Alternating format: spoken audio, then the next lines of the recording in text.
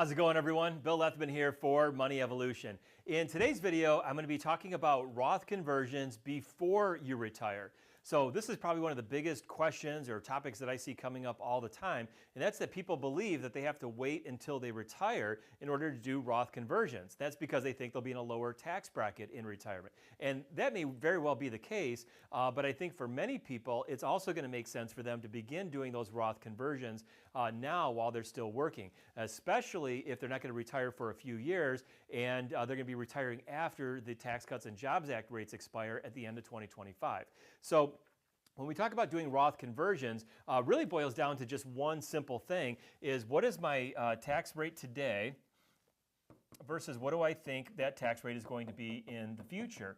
And so if I think I'm going to be in a higher tax bracket today than I am in the future, then it's going to be better for me to not do those Roth conversions or to do traditional 401k or IRA contributions to lower that tax. So if I'm in a higher tax bracket, we want to reduce our taxes here and do that by taking tax deductions, and then we'll pay that tax in the future. But if we're in a lower tax bracket today than we are in the future, then it's going to be better for us to do those Roth conversions or Roth contributions there, and so we can get those monies coming out tax-free in retirement. As long as they're qualified distributions from a Roth account, we won't have to pay any taxes on that. So I'm going to get into all the details here, but real quick though, before I do, if you want to learn more about what we do at Money Evolution, be sure to check out some of the links right below the video.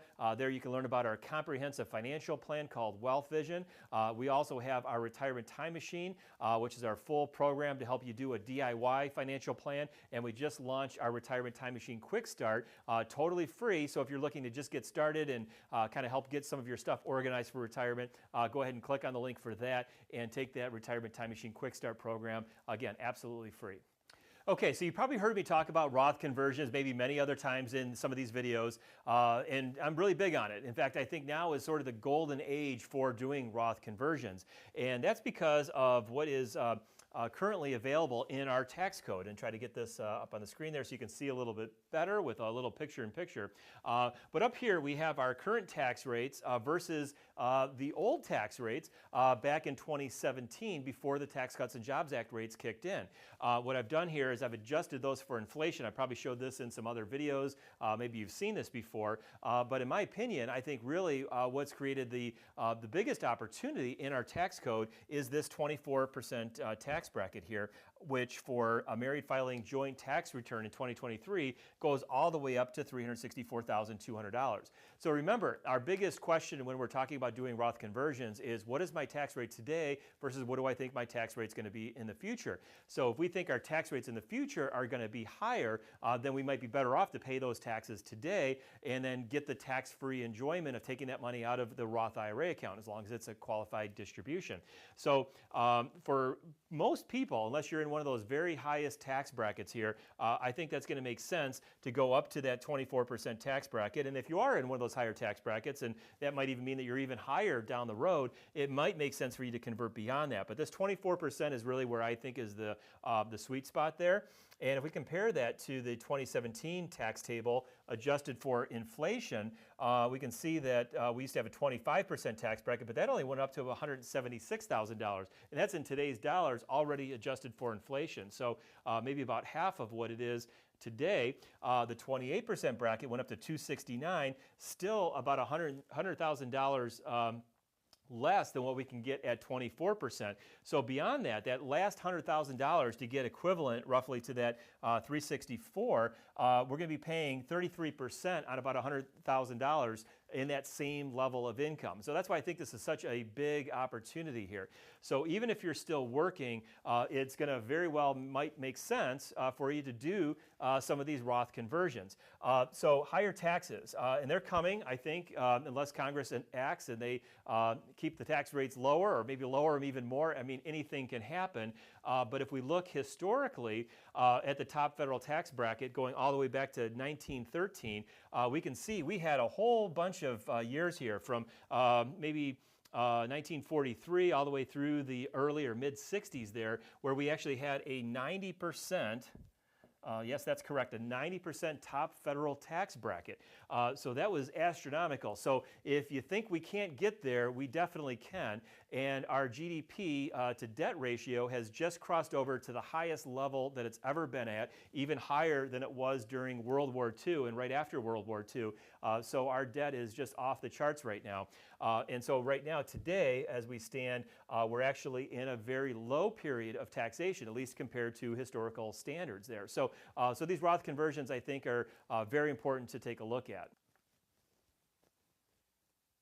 So again, I think the most important thing here is going to be, what is my tax bracket today versus what do I think that tax bracket is going to be in the future? And that's why I feel that for most people, that 24% tax bracket is going to be very important for us to kind of target that, because I think most of us will probably be over that 24% tax bracket likely in retirement. That is, unless you think you're going to be in a tax bracket that's going to be basically here at 15%, so that would be at about $87,000 of taxable income. And if you do feel like you're in that bracket now, or maybe you're going to be in that bracket in retirement, then it may not make sense in that situation. But for most of us, if we're going to be in those little bit higher levels of income, 24% or 22%, it's probably going to make sense to do those conversions up to that 24% tax bracket. So how we do that, and we have some software that really helps us with that. So inside of our comprehensive financial plan, and also in the DIY financial plan that we help people build inside our Retirement Time Machine course, there's a chart that has some very detailed numbers here for our tax situation, and we can see this in a little bit more detail here. We have our total income, the above the line deductions, adjusted gross income. And one thing that is in this software is an assumption that the current tax rates are going to expire at the end of 2025. That's what's set to happen. And in 2026, we're going to revert back to the old tax table with that adjustment for inflation. So that's all being accounted for here. So this is an example, hypothetical plan, and this person's working. They're making $233,000 of taxable income. I guess that's after some deductions and everything, so they're really a little bit over $300,000. But their income tax base, which is the amount that's actually hitting the tax bracket, is about $233,000 this year, $247,000 next year, about $250,000 the year after. So there's a pretty good amount, about $100,000, or actually a little bit over $100,000 of room left in that tax bracket that they could be doing some of these conversions. The other thing we can do here with this is we can really kind of see forward, and this is where not just guessing at things, what is my tax bracket going to be in the future versus what it's going to be today. This income tax base, based on all of our assumptions that we have in the software, is also going to be run up and tallied every single year going out into the future. So we can see, for example, here, we have this one highlighted here. In 2040, there's $190,000 of income at the income tax base. So we can go to another chart that I created as part of our Retirement Time Machine, and so we can look at 2040 and we can look at 190,000. So we're going to be well over that 15% tax bracket and well into the 25% tax bracket. So again, our arbitrage on paying taxes is really, what is my tax bracket today versus the future? And 1% difference may not sound like a lot, but it is better. You know, if you're paying 24% taxes versus 25%, you're going to be a little bit better off. And it's also going to give you a lot more control of those assets as well, because now you're creating some tax diversification. All of your money, or maybe the majority of your money, maybe isn't necessarily still in those tax deferred accounts where every time you want to take a distribution for something, you've got to pay taxes on it. Now you've got some diversification. So you think about the different buckets there. We've got our non-retirement bucket, our tax deferred, and our Roth. What we're doing here is we're just very simply shifting some money from tax deferred and moving that over to Roth. So we're giving ourselves some choices. For many people, we find that the majority of their assets are actually going to be in this tax deferred category.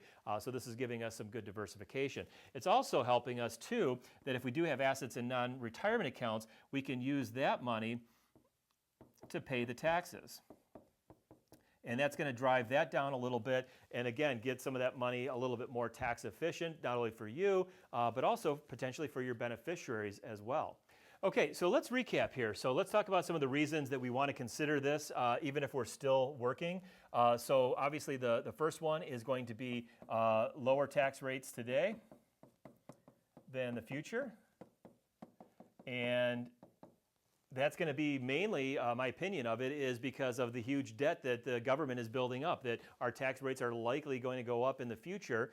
We do know also, too, that the Tax Cuts and Jobs Act rates are going to expire at the end of 2025. So if nothing happens, no new legislation regarding taxes, those Tax Cuts and Jobs Act rates are going to expire at the end of 2025. But beyond that, as they're trying to pay for, I think it's $32 trillion of a debt now, that's growing, I think, by, according to the Congressional Budget Office, $2 trillion a year.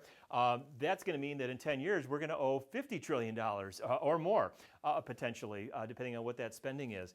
So they're going to have, in my opinion, some higher taxes to pay for all of that. So Tax Cuts and Jobs Act rates. There was something that existed here that a lot of people don't realize even existed here. It was something called an excise tax that was on what the IRS deemed to be too large of a distribution from a retirement account. And that happened from 1986 to 1996. Get my numbers straight there, talking and writing again at the same time. But what that was an extra 15% tax on top of the already high tax. It was much higher than the tax rates are today on those large distributions. So that was huge. It was even more than the 10% premature withdrawal penalty that we have for taking money out of a retirement account before 59 and a half. So fortunately, that was repealed in 1996. And I'm not saying that it's coming back, or I've even heard anybody talking about it coming back. But again, these are some of the things that I think wouldn't be beyond Congress to consider as they're trying to pay for all of these programs and all of the huge debt that we have, trying to figure that all out and saying at some point, hey, if you've got too large of a balance in these tax deferred accounts, maybe it's at $1 million, maybe it's at $2 million, maybe it's at 5 or 10 million, maybe it's something beyond what you might have to worry about, but we don't know what those are, and we do know that debt is becoming increasingly a bigger and bigger issue there. So those are some things there. The other one is if you're married filing a joint tax return and something happens to your spouse, one of the things that could occur is you go from a married filing joint tax return to a single tax return. And for many people, especially if you do have these large balances in these traditional retirement accounts, those RMD amounts, those required minimum distribution amounts, are generally not going to change because there's one of you instead of two of you. So what that means is you're going to pay higher amounts of tax, higher percentages of tax on lower levels of income there.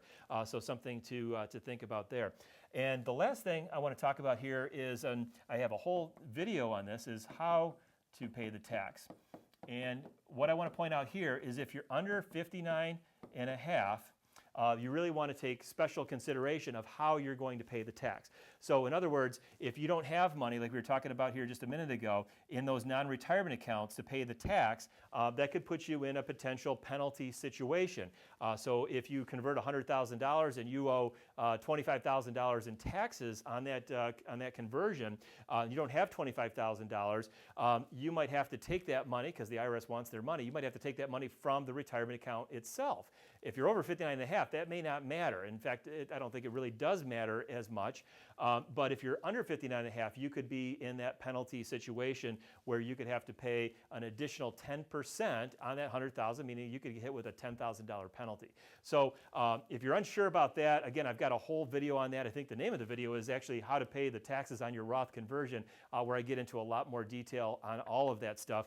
But I did want to point that out, since we are talking about a situation where you're talking about Roth conversions while you're still working. So again, make sure you have that money to pay the tax. So anyway, I hope you got some great value out of today's video, enjoyed it. Again, hit that like and subscribe button. That really does help the channel out quite a bit. And again, check out some of those links down below for our Retirement Time Machine program, the Quick Start, which is free. And then if you want to learn more about our comprehensive financial plan called Wealth Vision, we've got links down below for that as well. And with that, I look forward to seeing you back in one of my next videos. Thanks.